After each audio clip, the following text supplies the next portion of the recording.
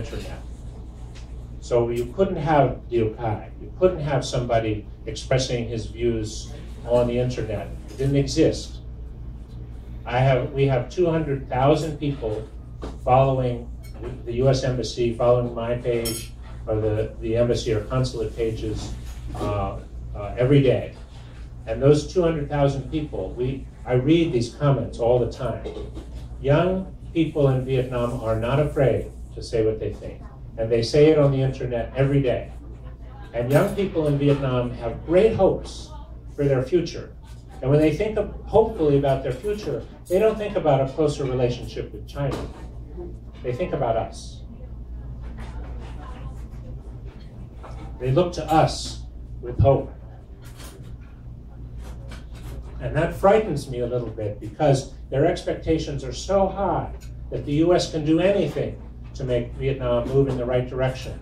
I don't think the U.S. has absolute control over this situation at all.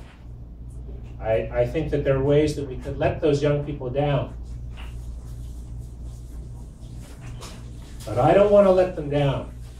And I know that my president does not want to let them down. We want to help them. We want them to continue to feel hope. We want them to continue to feel that their country can have a brighter future, that it can be more open, that people won't be beaten up for expressing their views, that people won't have to worry about someone coming to their home in the dark of night and tearing them out of their beds. They don't want that kind of a world. So I feel a great sense of responsibility as we engage with the Vietnamese.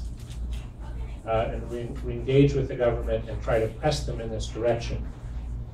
And one thing that gives me great encouragement is the role of civil society. When I was in Vietnam 20 years ago, there was no civil society. There were no NGOs. Now I see a change.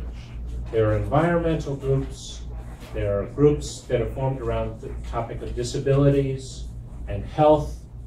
There are people engaging on LGBT issues. There are people engaging at the level of civil society who are not afraid to speak out. One example, the Halong Bay.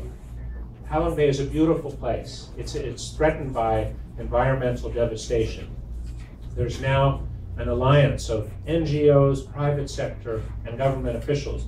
The government has to take into account civil society. The government has to take into account private sector if they want to address the challenges of environmental cleanup in Halong Bay. I believe that this growth in civil society can make a huge difference in terms of inclusive governance in Vietnam. And I'm very encouraged when I see the growth of civil society. And the United States encourages that growth. We support the growth of civil society with our assistance programs and with our political interventions, and we'll continue to do so. So I feel optimistic.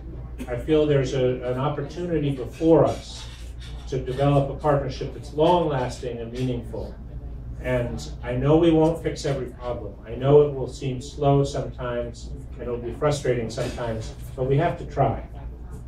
So I thank you for your patience. I thank you for hearing me out tonight. And I know that there's much that we can do together. Thank you very much.